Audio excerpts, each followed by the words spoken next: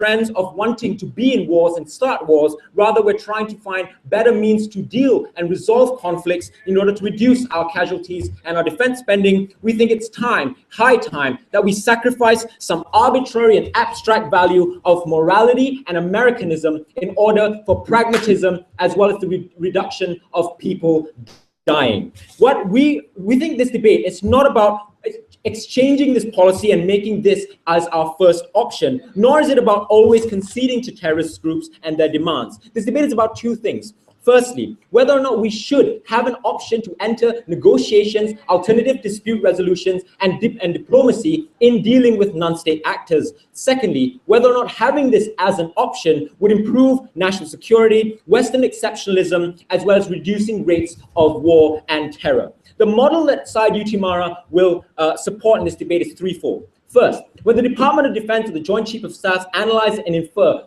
the threat of terrorism and non-state actors, that rationalizing and decision-making process should include an option to start negotiations and diplomacy. Second, we envision that this policy will be used in times of hostage exchange or hostage crisis, like we saw with the James Foley incident and with ISIS, or whether or not to negotiate whether or not we should give food or humanitarian aid to these groups, like we talked to Fatah over this when they're in Israel, and as well as to talk about whether or not to legitimize them as political entities that we did with the IRA. It doesn't mean that we have to extend the olive branch first. It just means that we can decide whether or not it's more strategic to do so. So, firstly, why does this harm the ability of the West to broker peace and resolve conflicts? The mistake that we've made is that the United States, as well as the West, has assumed that all non-state actors and terrorist groups can be defeated by by sheer military force alone. What we do ignore is that some of these groups actually have valid political and social concerns, as well as having widespread ground root support, like the Taliban did in Afghanistan, like Al Qaeda do in Iraq, like Hamas do in Palestine. So what we think is that because these groups don't go sheer military might alone, and the United States has fought wars for years on end trying to defeat these groups when it just won't go away. We think that in order to stop violence and resolve conflicts, we need to address these valid concerns, or at least talking sometimes actually reduces violence, as we did, for example, with the Irish Republican Army, where we invited them to come to the House of Commons, have negotiations, as well as recognizing them as a political party that severely reduced the horrible incidents that we saw during the troubles of the early 20s. Secondly, how does this harm national security? How does this policy actually make the United States more susceptible to attacks? We think that a lot of terrorist groups and non-state actors, in order to gain legitimacy from people on the ground, they need the United States to retaliate or to attack them first. So what they usually do is that these groups know that because they'll never negotiate with us, we can just attack the United States, and when they retaliate against us, that is exactly the rallying cry for people on the ground to join these fights in the first place. That's why 9/11 was such a crucial example. Al Qaeda didn't do that because they wanted to kill only 4,000 Americans, or they really didn't like the World Trade Center, but they knew that with a meditated attack, they knew the United States would never talk to them, never negotiate, and would attack and invade Iraq, and that was exactly the reasons why they used and garnered so much recruitment during that period. But secondly, we also think it empowers extremist rhetoric. When terrorist groups fight the United States, they can use the notion that, hey, look, the United States isn't listening to us. They're unwilling to listen to our demands. They don't recognize us. This is Western hegemony. This is ideologically imposing on us. That is exactly the rhetoric that these terrorist groups like Al Qaeda use in the Islamic Maghreb to say that, look, at the United States isn't going to address our concerns and never will. That's why we should keep on fighting. But when you have options for talks, not only so even if these talks, what we think is they're more likely to moderate when we give them the option of talking. But secondly, even if they don't moderate, the fact that the United States extends an option to negotiate dilutes a lot of the rhetoric that these groups use in the first place. So even if they continue their attacks, the United States has deniability to say, look, we tried extending the olive branch, they just didn't want to take it. Before I move on, I'll take closing. Sure, it's hard to diminish terrorism through force. So when the US don't make any particular concession, why would the terrorists still resort to the same manner in which they did to gain that attention and on the ground support via violence? That's why my first point was very important, because sometimes these concerns don't go away by mere virtue of us fighting them. Like the fact that, for example, the Tamil Tigers of Tamil, the reason why that war went on for so long is because they just wanted their own state. The reason why Hamas will continue fighting Israel is because they want legitimacy as the leaders of the Gaza Bank, as the Gaza Strip, as well as some more rights for Palestinians. No matter how much you fight, how long the wars go, they will not give up. But thirdly, how does this allow the United States to start more wars? We think when the United States has a monopoly over not only who does it consider as a terrorist group, but also who we go to war with, it allows the United States deniability in terms of calling individual rogue states or individual groups as terrorist groups, because that somehow allows the United States to go to war with them. So the United States doesn't have any responsibility to try and negotiate or to try and use diplomacy, but just simply by calling somebody a terrorist group, any war or any conflict against them is suddenly legitimate. So in order to protect the interests of its ally Israel in the Middle East, the United States calls Hamas a terrorist organization, even though the things they did weren't very different from what Fatah or the PLO used to do before either. But secondly, because it's tied down to Americanism, because the military is very American, and because they call it an American notion that we don't negotiate with terrorists, any critique against this option is deemed to be un-American. So when the United States considers someone a terrorist group, anyone critiquing against that or saying maybe they're not, maybe we should talk to them, are deemed un-American. This leads to a lot of self-censorship when we have discourses and debates about war, because necessarily no one is going to speak out against a concept that is so archaic and so deeply entrenched in the American military itself. For all these reasons, if we recognize that the threat to the West is now a plethora of non-state actors, this is exactly when we should address their concerns and talk to them, because military might doesn't always mean we are right. Thank you.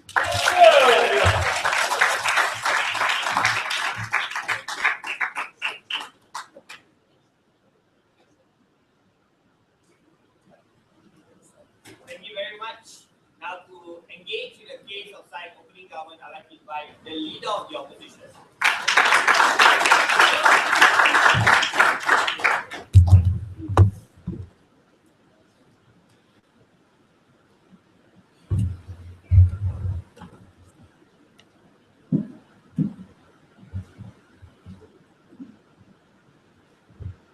Mr. Speaker, the origin of the non-negotiation policy was realized when we complied to the demands of the FARC rebels.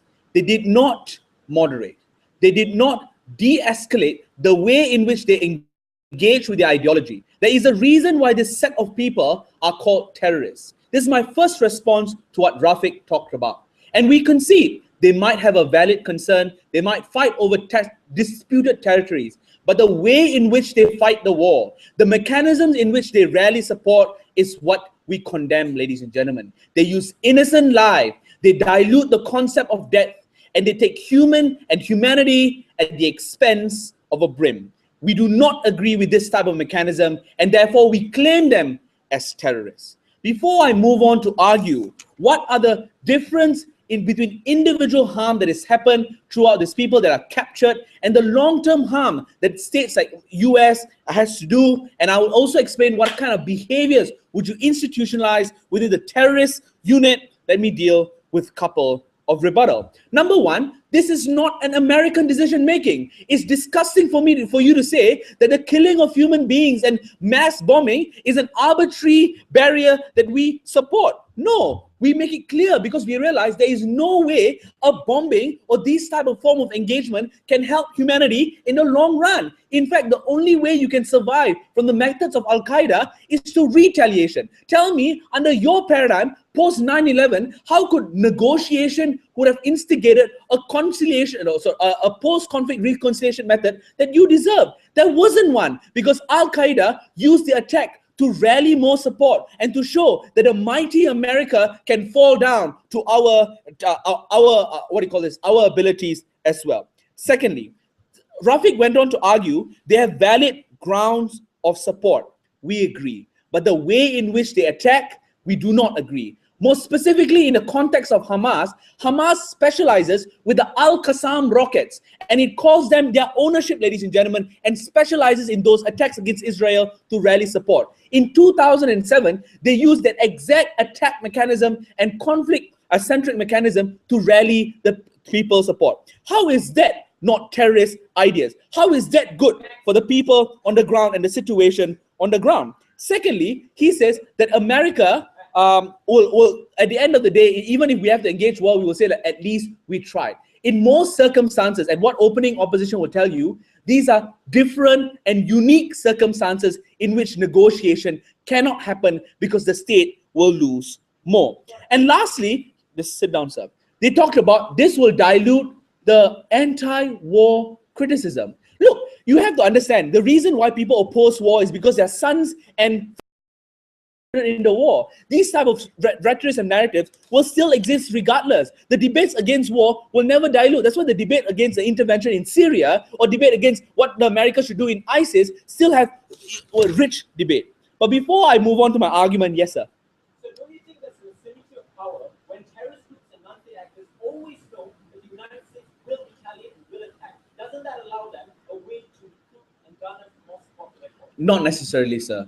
What do we argue in our paradigm? First, the context. These are unique circumstances in which we cannot save that person. The person's life is already in danger. Let's look into the comparison of harm that will exist.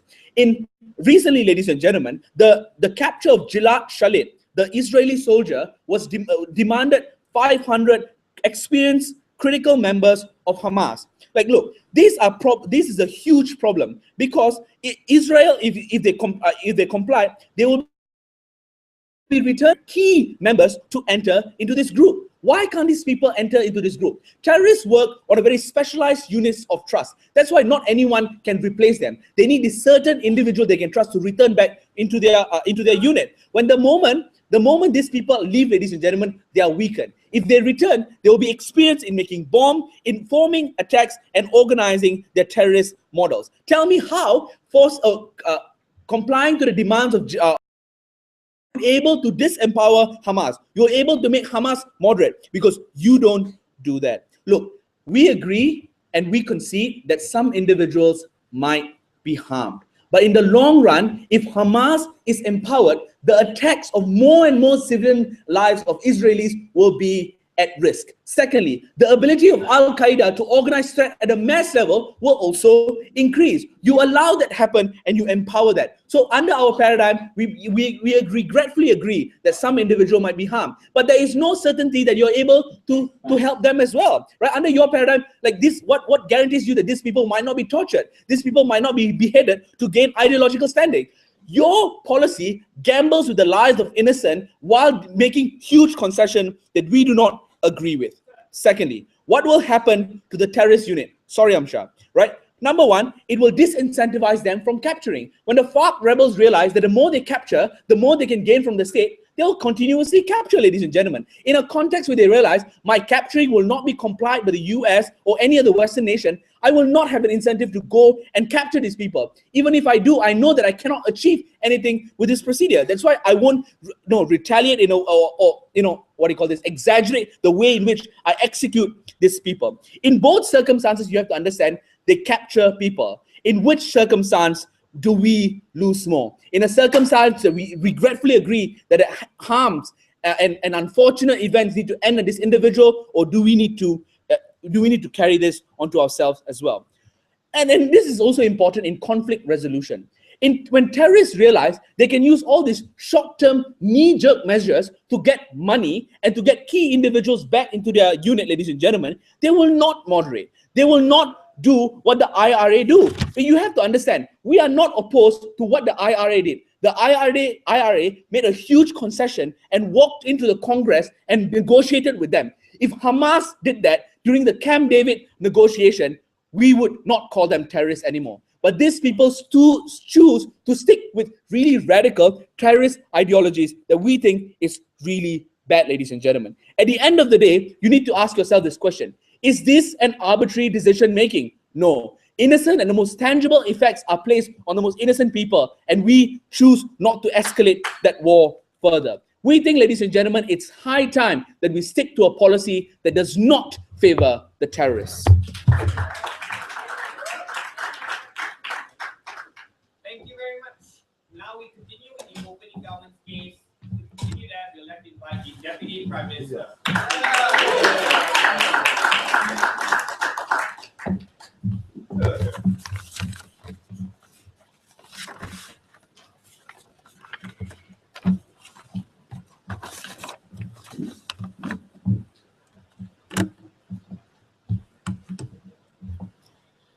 Ladies and gentlemen, the world of geopolitics and conflict is not one for the naive.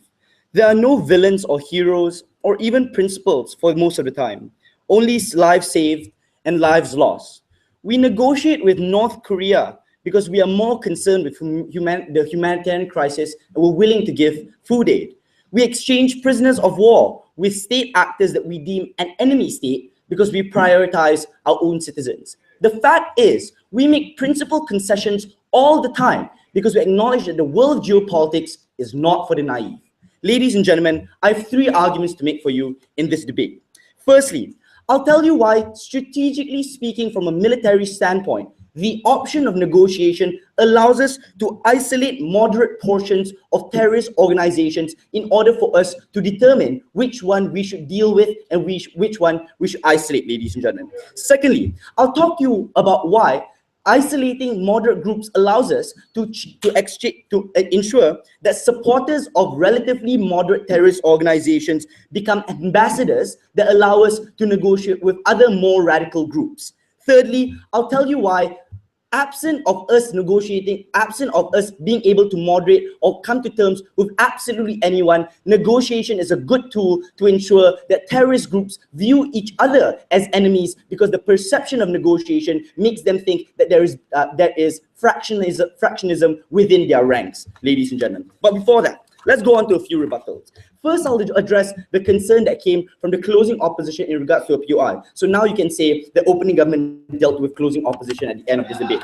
So my concern was that the West will never make concessions, and that's why even if we have negotiations, that will radicalize the West. Few responses. Number one, we think that it's oftentimes that these terrorist groups, if they make unreasonable demands, then it is very easy for opening government to say that we won't concede to those unreasonable demands. Ladies and gentlemen, the problem in this debate is that more often than not, when we label a group a terrorist group, we prejudge all their concerns and all their demands as unreasonable as well. The option on opening government allows us to judge their individual demands as opposed to labeling all of them unreasonable in this instance. So the simple thing that we can respond to many of the concerns to opening opposition as well is that they seem to assume that all the time we must resort to negotiation. Every time a person kidnaps an individual or a journalist, we must negotiate. Every time an individual launches a Qassam rocket, that must mean that everywhere else in the world, a terrorist group is just like that, ladies and gentlemen. That's the homogenization that we didn't appreciate from Max's speech in this debate, ladies and gentlemen. So before I go on to the rest of my rebuttals, I'll take you, sir. Sir, can you tell me how the demanding 500 key Hamas leaders is something that is moderate? Ladies and gentlemen, if you're asking to exchange 500 Hamas leaders, but you haven't made any political concessions in terms of you wanting to drop your arms or make peace, maybe that's an unreasonable concern. But if you're saying that I want my own political party and I want you to make a unity government in that instance, but in exchange I'll drop my arms, for instance IRA, maybe that's someone that we should be listening to in this instance. The debate isn't about absolutes, it's about finding the gray areas in between. Secondly, it's about the homogenization. They told us that these individuals will always be radical in this instance, but they fail to acknowledge that sometimes there are structural problems that disallow individuals from being able to voice out their legitimate concerns. The Black Panthers were a group of terrorists that chose that in America to combat the KKK because they thought they faced political oppression in America, ladies and gentlemen. Were their concerns legitimate? Yes, they were. Did they use violence? Fine, but were their concerns legitimate even though they used violence? They still were, ladies and gentlemen. We think that you need to find the gray areas in between.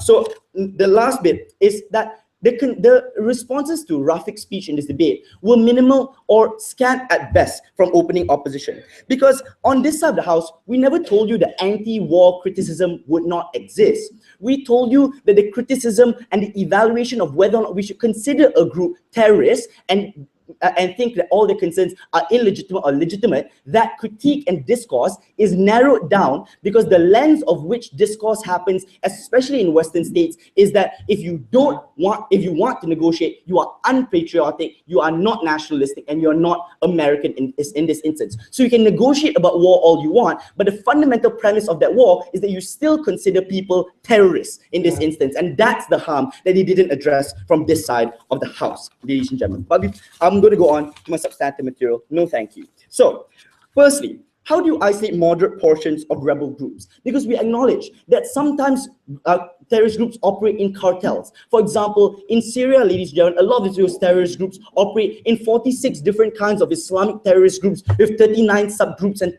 29 clauses in this instance. And in those circumstances, we think it's very important for us to isolate individual portions of those terrorist groups and not homogenize them, so that post-conflict and after we defeat the more radical portions, that at least there are portions that are still standing that enable us to negotiate with someone, at least, ladies and gentlemen. We think that's important. That enables us to have someone that leads the discussion on the ground, which leads me to my second substantive. How do you create ambassadors then? Because we think allowing us to negotiate with some portions makes supporters of those groups ambassadors to the discussion on the ground. We think that while the Jabhat al-Nusra may be radical in Syria, there are many other relatively moderate terrorist groups that can lead the discussion of civilians on the ground and may take away support from more radical groups like ISIS or the Jabhat al-Nusra, ladies and gentlemen. That fractionalism in terms of the discourse that happens on the ground, because you choose to negotiate with strategic portions of the groups that exist in those contexts. We think that's a strategic tool that we can maintain on this side of the house. But lastly, let's assume that all negotiations break down on opening government. We accept that that's a possibility. At the very least, the perceived notion that some of your brothers and sisters might be negotiating with the West creates the perception that some of your brothers and sisters might be traitors to the cause. It is far easier for us to defeat terrorist groups when they distrust each other and think that there's fractionalism within the ranks, ladies and gentlemen. That disunity only exists if we maintain it as an option. If we maintain it that there is a hanging threat over their head that some people, your group, your neighbor might be negotiating with West behind your back. Those benefits only exist under the side of opening government. The question opening government leaves this house with is that will you stay principled and do nothing, or will you finally stand up and save lives? Thank you very much. To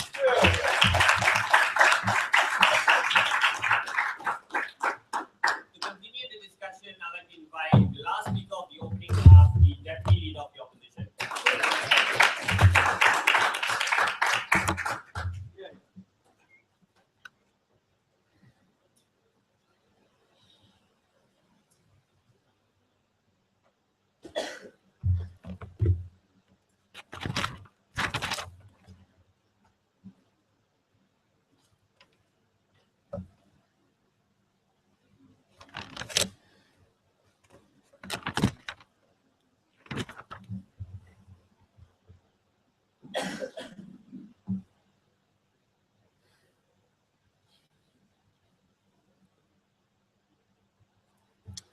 Ladies and gentlemen, side government's case is dependent on the idea that there are moderates within extreme terrorist groups for us to negotiate with in the first place, for us to form some sort of bond and ambassadorship that would therefore lead to all of the benefits that they are talking about. When we say a terrorist group, we are talking about IS. We are talking about Al-Qaeda. We are talking about Hamas. The goals of all of these organizations do not include any form of negotiation with the US as far as their political aims, because their political aims are directly against the goals of the basic humanitarian concepts, such as freedom of religion, freedom of speech, hell, the ability for anyone to choose who they want to marry or what they want to do with their lives, even if they belong to the same religion because they belong to a different sect. Those people get beheaded, and you want to find a moderate element of IS to negotiate with and therefore form a bond. We don't think this is likely. I'm going to engage with you on several rebuttals to the points brought out by Rafiq and have a seat before I get into my extension on the harms of the perception that we are now assisting these terrorists in monetary ways, and the harm of assisting them in perception that we agree with their ideology and that we allow that to exist in the status quo. First off, they had a problem with the fact that now that we label people as terrorists, this is therefore like now we can't negotiate with them, and this is a problem because we cannot achieve political outcomes. And they gave some examples to back this up, such as the Black Panthers, for example.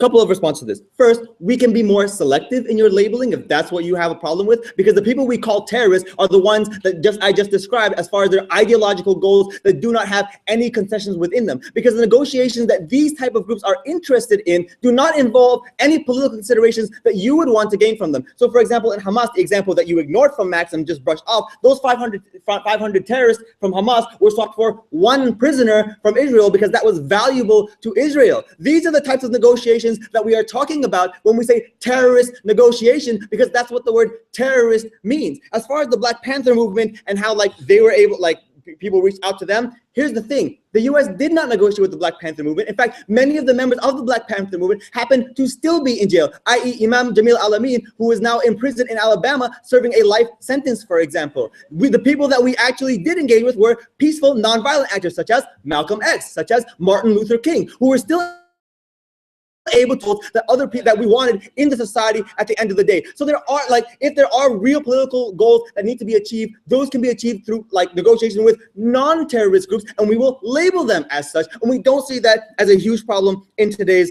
debate. Have a seat. We also heard, for example, that the US is like susceptible to attack because like to gain support, what these terrorist groups do is they attack the US first, and like knowing that the US will therefore respond to them. And they gave the example of like 9/11. First off, 9/11 was a direct attack on the US. The consequence of that attack was that the US defended itself and went out to attack Al-Qaeda. Al-Qaeda did not like attack the US because like, oh, therefore we'll be able to gain more support, even though we'll be decimated in Afghanistan. Where is Al-Qaeda now? All of them are scattered or dead. The terrorist group has taken over their mantle is IS, who we are now attacking them. In fact, if you want to talk about IS, and I'll talk about this a little bit in my substantive, but keep in mind, these type of groups have to be attacked. In fact, we delayed attacking IS as long as possible in Syria. Some people might say that we waited too long and they got too powerful because we didn't attack them. So now that we are attacking them, it is inevitable that they will be able to like get some support for themselves, but that is not a reason to deny the strategic interest that we have in preventing the expansion of IS further into Syria and Iraq, and further taking away the lives of innocent civilians in those areas. Before I move on, opening. Hamas isn't entirely the Qassam Brigade. There are moderate people like Khalid Mishal who are happy to speak to America. Don't you think that the Palestine conflict could be solved? Khalid Mishal is the leader of Hamas. He condones the terrorist organization. He condones the terrorist actions against innocent civilians, including the ones that were released, and said they vow to continue terrorist operations against innocent civilians in Israel. We don't agree with that definition. Let's talk about like what the aims of these goals are, because like they want to tell us that like we're going to reach out to like moderate like elements within these groups to like reach out to them, and then like all of their benefits accrue from that. Here's what happens when we actually deal with these groups. What they want from us is money and ransom. What they want from us is prisoner negotiations and those kind of things. What we do when we negotiate with them is we create the following harms. When we give them money, it means that we're actually providing funding for them to continue their terrorist activities and to be able to attack even more people. So IS now will have US tax dollars to be able to attack even more innocent civilians on the ground. And this is a harm that you can see too. Look, at the end of the day, they want to tell us that like, oh, it's just the option for negotiation. But here's the thing, the only way you can negotiate is when you meet the demands that they also have as well. The only things they want from you are things that you cannot afford to give them, such as money, such as like swapping over to other terrorists that will be released and will continue other terrorist activities against you in that case as well. So these are not harms that we're we feel are like something we can concede on their side, because by definition, these are things that we cannot agree. I'll take closing. So if you never start negotiation at any point in time, how would you know there will be no concession and there will be no agreement between us? How are we supposed to like negotiation with like terrorist organizations? Like there's like their goal of the terrorist organization is not to negotiate politically. Let's take IS as an example. Their goal is to create a caliphate in which they can subjugate everybody within it to their whims and desires and execute people in mass executions. That is not something you can negotiate with as a starting point. So we don't see like what the element, like the point is, if we've labeled them as a terrorist group, is because they have their ideology and their goals are something that we cannot negotiate with. The reason why we can negotiate with state actors like North Korea is because we see that there is a form of government there, that there can be a trend towards change there, because their goals are helping the people out. They may do it in like wrong ways, but there's a form of government there. But like IS and the way they want to like run their government is completely against everything that stands for human rights. The final harm I'll bring to you in today's speech is that now the perception exists that we are now assisting these terrorist organizations, and this will cause even further harm, because the people on the ground who are being attacked by IS and these terrorist organizations will see that when the US did finally come in and start attacking those people, they also gave them money and exchange with them prisoners to help them out as well. This is when the moderate elements of like people on the ground who like were forced to accept IS rule will never accept US rule, because they see them as hypocritical and did not come to their aid when they needed it, and instead funded the very terrorist organizations that they are killing them. We are very proud to oppose.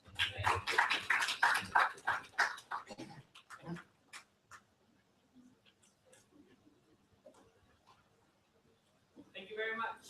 To move on to the second phase of the grand finals, I'd like to invite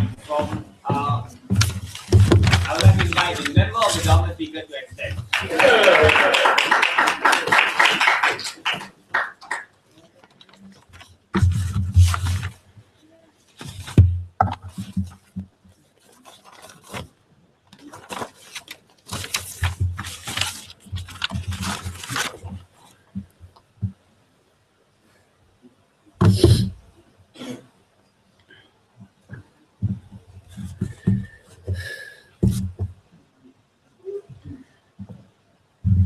We can see that we do want to win the war on terror, but we think that the only way that it was possible, or it led to some outcome in countries like Afghanistan, is because we could have established an objective of when exactly do we negotiate with these individuals. Because we know that it's not just about force and total obliteration in order for you to win that particular war. In my speech, in our extension, we focus upon the idea of morale, or basically how negotiation is a legitimate military strategy in order for you to ensure there is sustainability when it comes to the evaluation of just wars. Basically, in my speech, I'll talk about three major issues. Firstly, the principal prioritization of prospective harms over real ones. Secondly, why does this not mean that we are losing to terrorists when we negotiate? And thirdly, I'll talk about the sort of benefits of military strategy that exists when we negotiate with terrorists. Before I move on to these three questions, a few responses to arguments that was brought up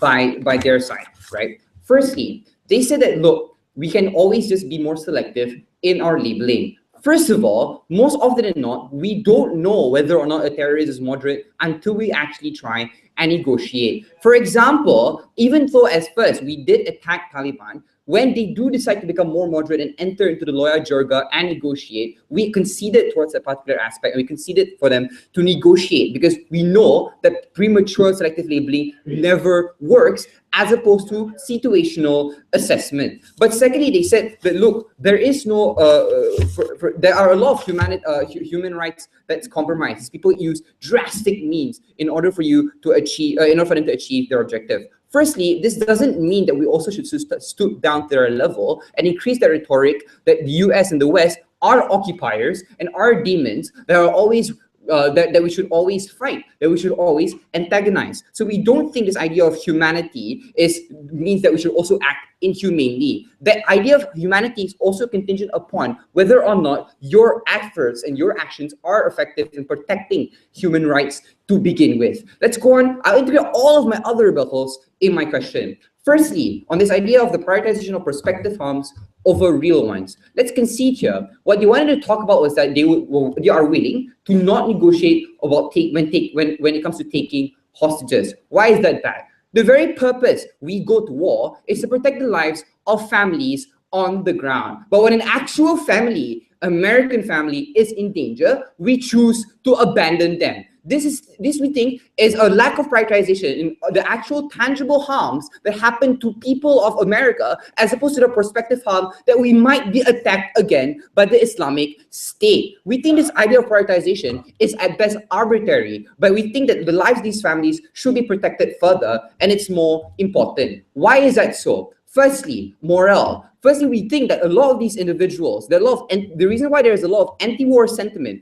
that exists within the United States of America right now is because people don't know when the war will end, because it's dependent upon total obliteration. That's why the whole "my sons are going to war" thing is important, because they don't know when their sons are coming back, because there is no other aspect or yardstick or when exactly do we negotiate with terrorists and gather their demands when they decide to become reasonable, when they do become weakened, because it's a combination of both strategies. The reason why this is important is because family morale is the reason why most of these troops can actually garner a military support within their own country. But on a second level, let's sit down, right? The thing that we have to concede to is that even if the state does not consider or include themselves within hostage-taking operations, the family still does. For example, when it came to James Foley, the family talked directly to the Islamic State of America to release my family. This is even more harmful when there isn't a powerful arbiter like the West in order to ensure that negotiation is balanced, right? These people who are irrational will fall even more to unreasonable demands to terrorists because they want their children to be freed as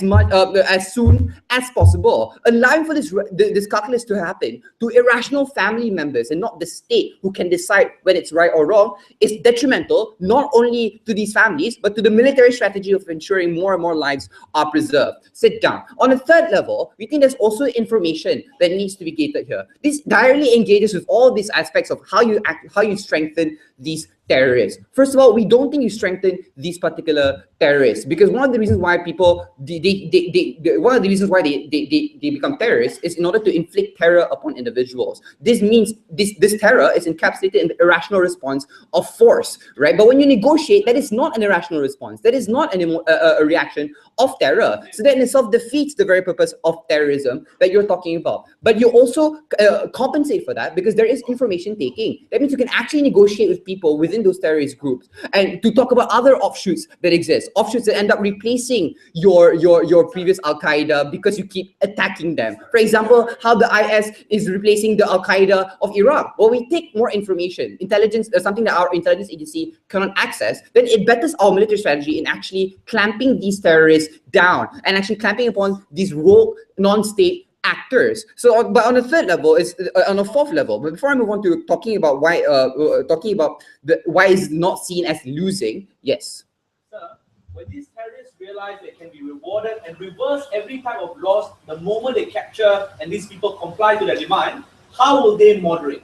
No, because we believe that since these negotiations, right, can still come together with attacking, we don't think they'll suddenly demand for more things. Because even after you negotiate within a hostage process, there can still be the obliteration of more of the sources of their offshoots or their terrorist organizations, because that deterrence still exists. But then the question is then, should we still save these individuals' lives and the family lives that we want to protect anyway in principle of national security? But lastly, why this is not seen as losing? For the longest time, the United States of America has always lost moral and international support when it comes to terrorist groups like Hamas, because they are seen as the occupier who never negotiate, right? We think we have to remove this principle of occupation, this principle of demons from this from American communities in order for and that in itself is you contradicting the sort of rhetoric that these terrorists have and contradicting their very principles to begin with, right? But the major contention that we had in our speech as extension is simple. We understand that the military strategy in order to win that particular war is important. That's why we win. That's why we are more important, because to show to you how negotiations actually benefit our military power in terms of morale, in terms of information taking. We didn't just talk about sentiments and isolating moderates. We talked about the tangible benefits and harms of the policy of non-negotiations. That's why I'm proud to propose.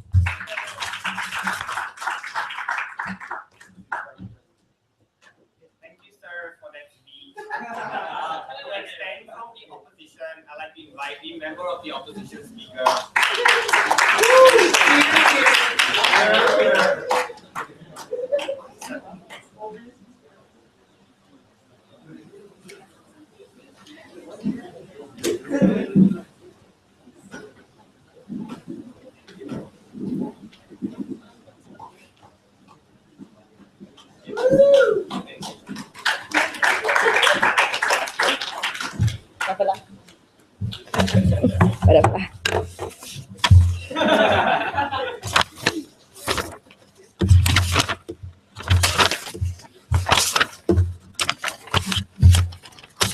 Testing. Prepare your ears.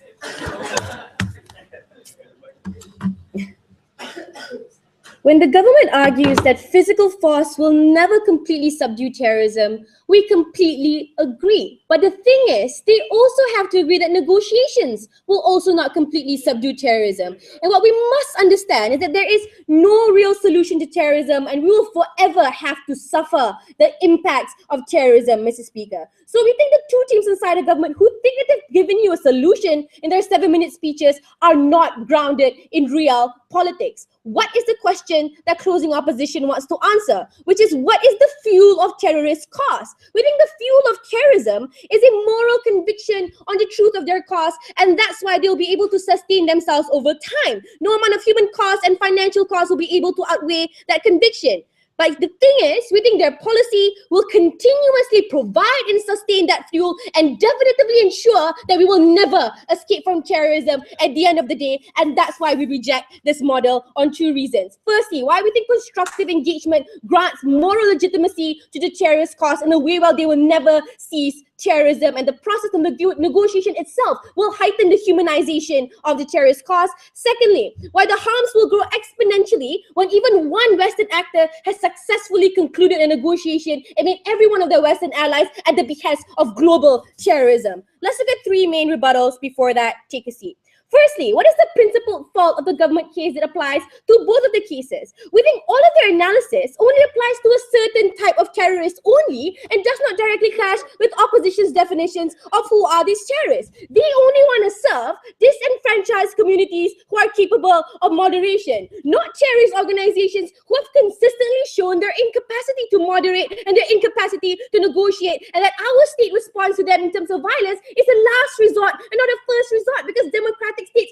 have avenues of constructive engagement that we've allowed to them before they become terrorists. So the problem with this statement is that the overwhelming majority of terrorism that we need to deal under status quo do not fit their definition of who we need to cure. These are not terrorists like the IRA. These are all ISIS that are giving very real threats, and these individuals are not being curbed by your policy because you say under your model they will not make concessions to these individuals. Furthermore, these are terrorists who have made principled recognition of the kinds of things that these Western actors can never concede to. Things like implementing Sharia law to people who absolutely don't agree with it. Things like claiming territorial sovereignty and autonomy over areas that you don't own. If you say we're not going to make concessions to them, what you're doing ultimately is this. You're only delaying these harms from accruing. You're not giving any positively definitive outcome to anything that you're doing. It's basically lip service, because the real terrorism that we need to deal are not the terrorism that you're dealing with right now. Why is the delay mechanism not good enough? Because the harms, when they accrue, will accrue to a much worse degree. That is where closing opposition comes from.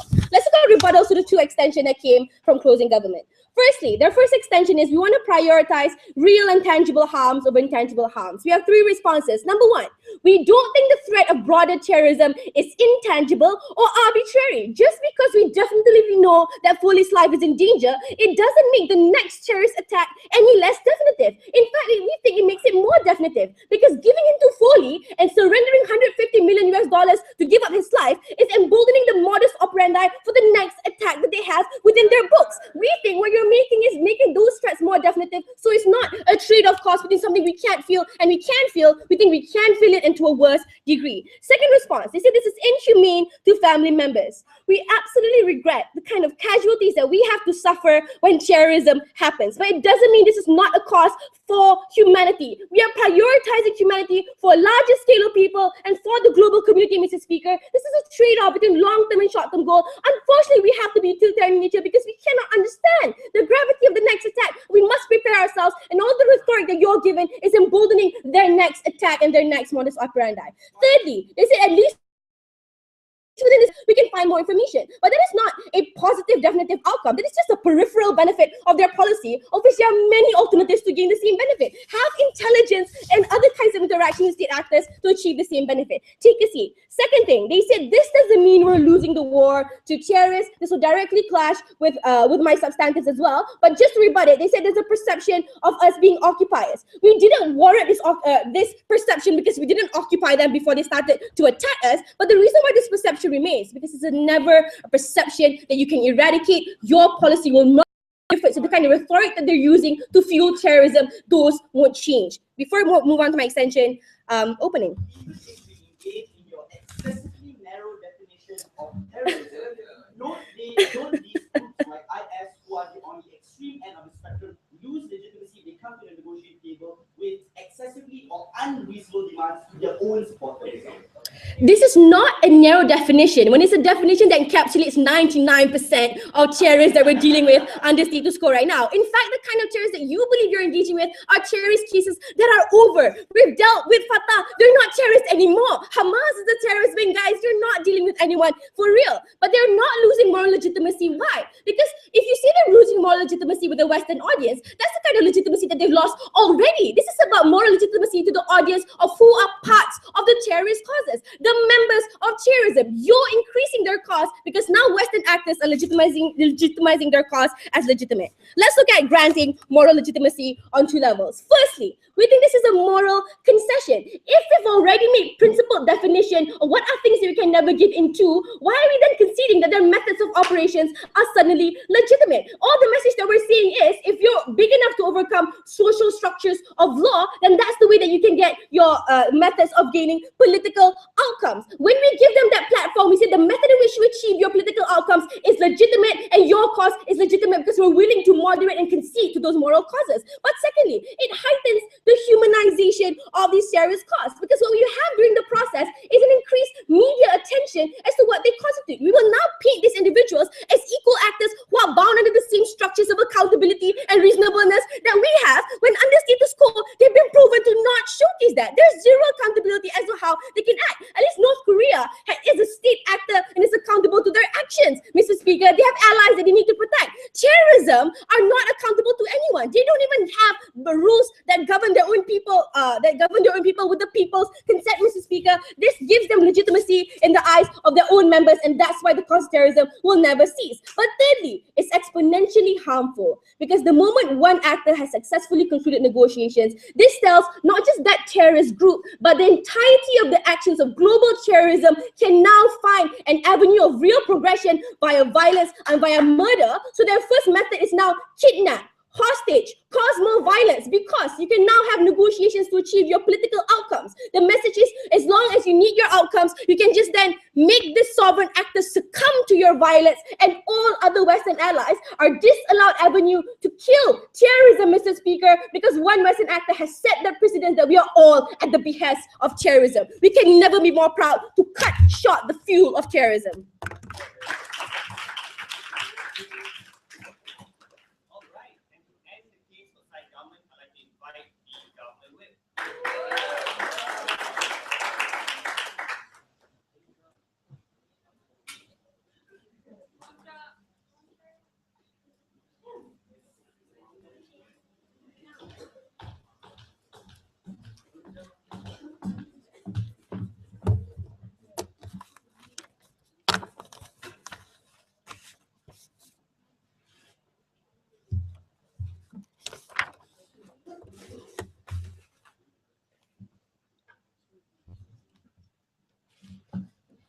That's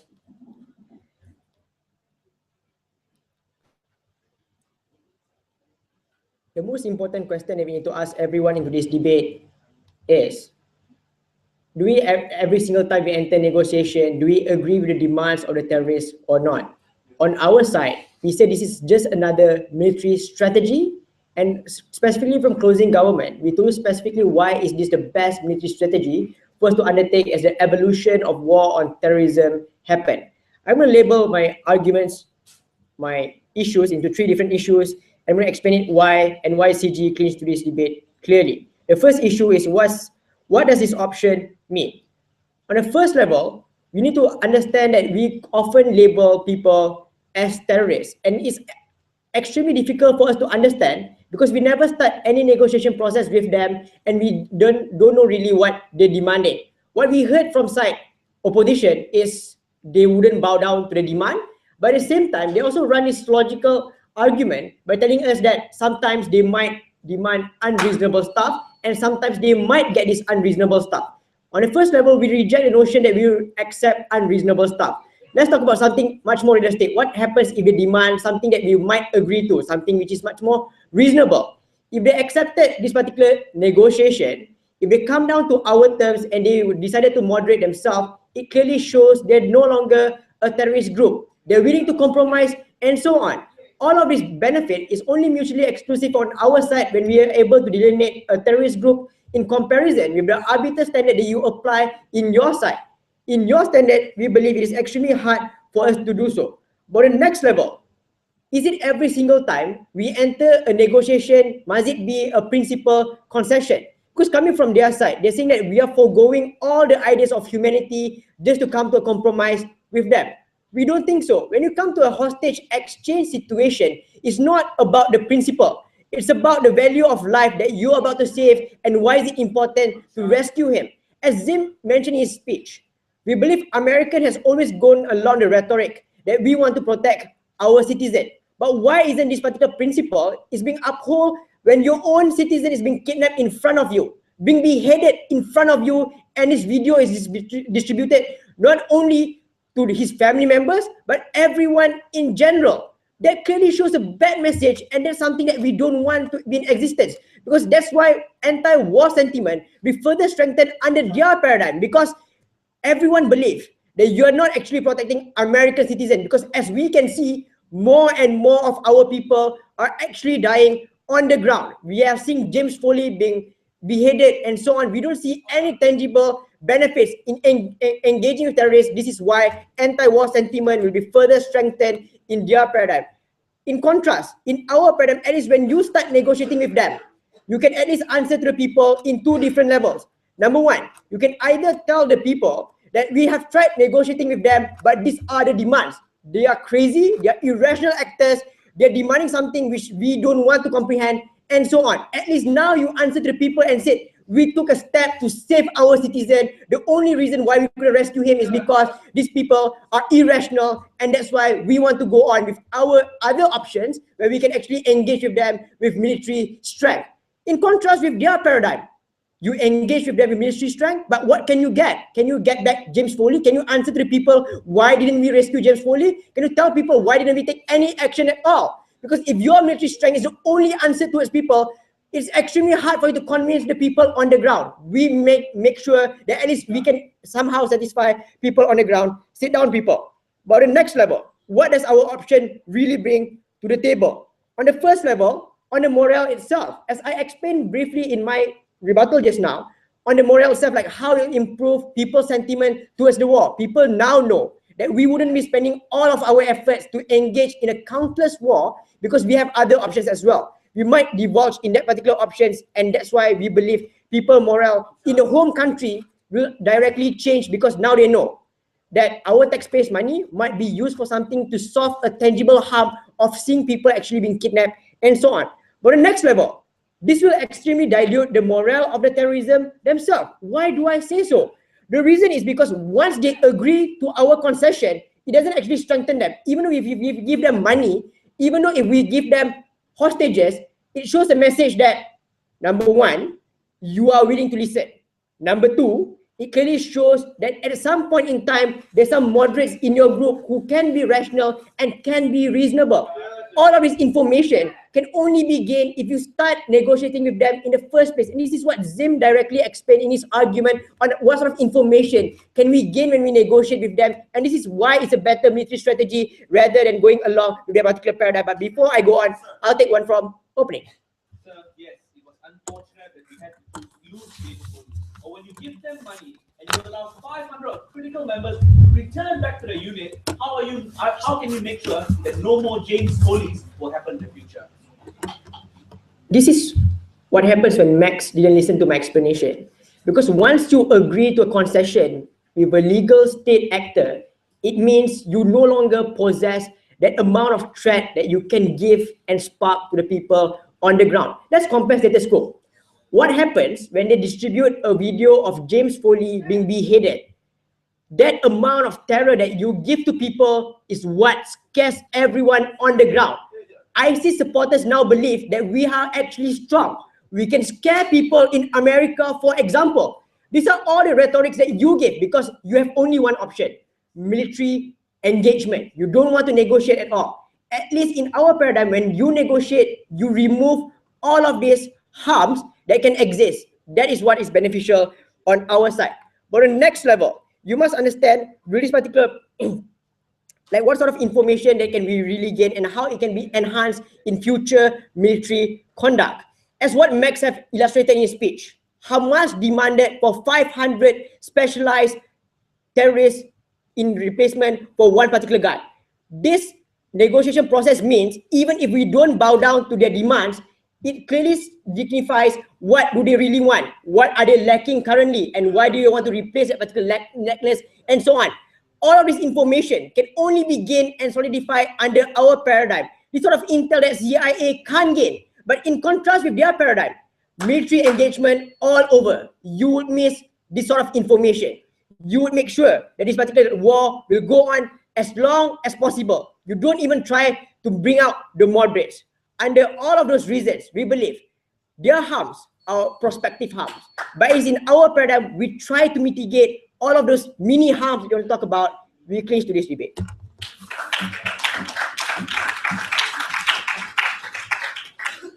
conclude the grand finals of UiTM 2040, I'd like to invite the opposition with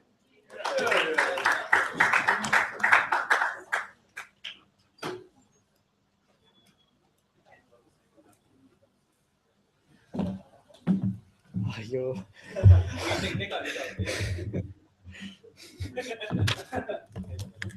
They bet $10 on that.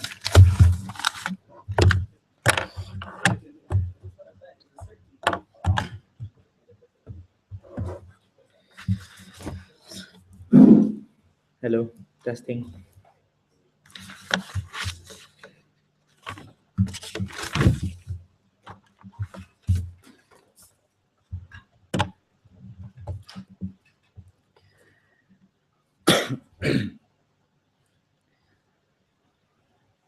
Ladies and gentlemen, I'll just start by telling you why closing opposition's material in this debate is a lot more significant.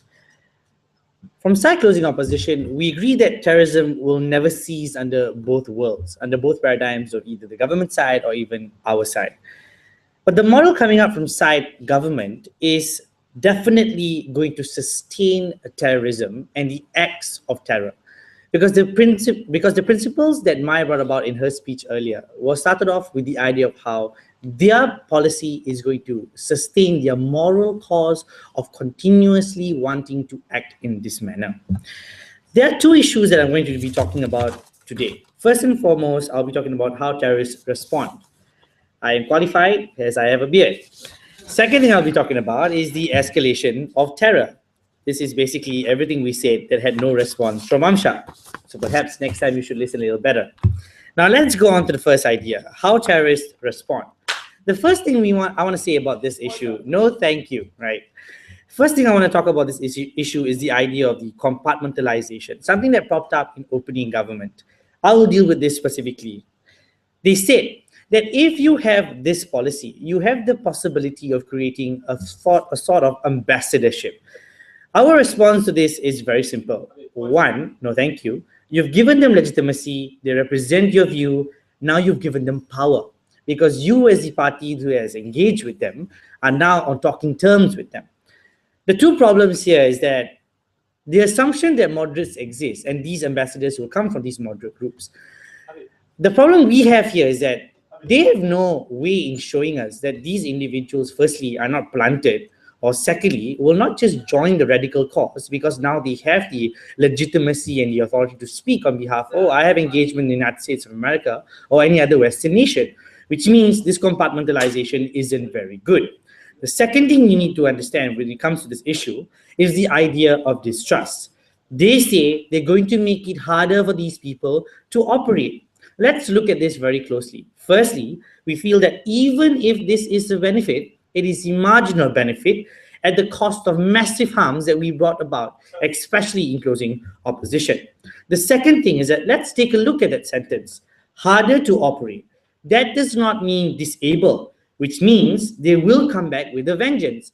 If you're trying to create distrust between these terrorists, you are now risking individuals who may not even be part of their cause, who are just basically bystanders. Some may be civilians who may be executed just because they want to gain more leverage within their communities or where they are. You need to instill fear once in a while, or else you're not going to get the desired outcome from the communities you operate in.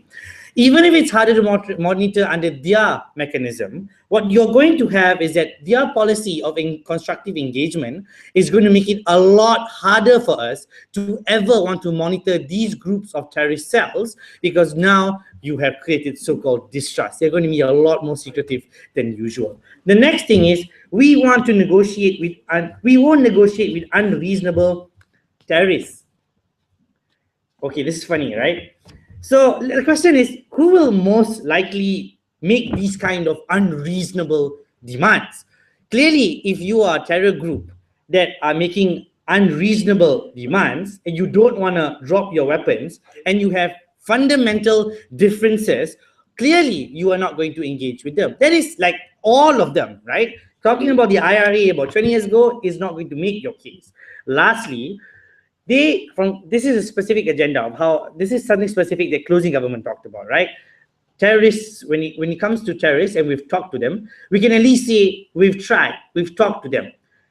This is the problem we have on closing opposition. Even if you're saying that you've talked to them, we all know, and the global community knows, that you failed, which means all your efforts in wanting to make that engagement on trying to speak with them means that you've only given them political capital to say that I've been able to face the West or Western nation face to face. None of you guys can now say that I'm not a real entity. The second issue is the idea of escalation of violence. This is basically a lot of the material we talked about, right? Let's look back at the moral cause and the sustenance of terror.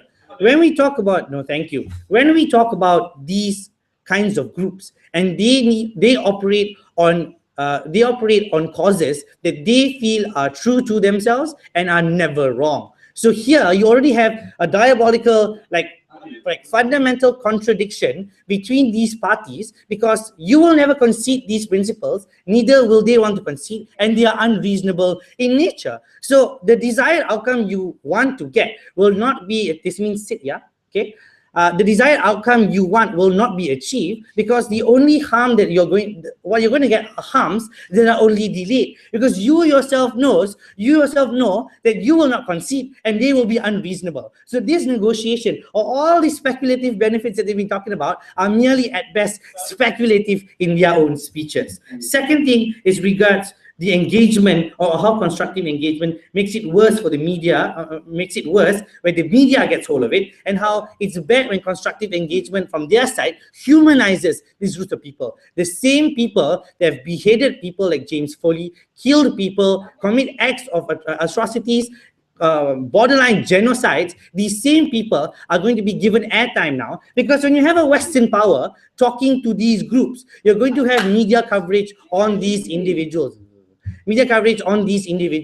This is not good, because you're giving these groups access to other people, and other people now can feel sympathy for them. These are the harms. They are a lot worse compared to the benefit that they think that they will achieve. The most important thing is the idea of how you put allies in harm's way. None of the speakers on that side thought about this, and when one speaker had the chance, there was no response. Why is this bad? Because when one party comes up and says, look, I will now engage with these terrorists, I will now talk to these people, what you're going to do is that you're assuming that the benefit that you gain will not be a harm for another party. I spoke about this earlier.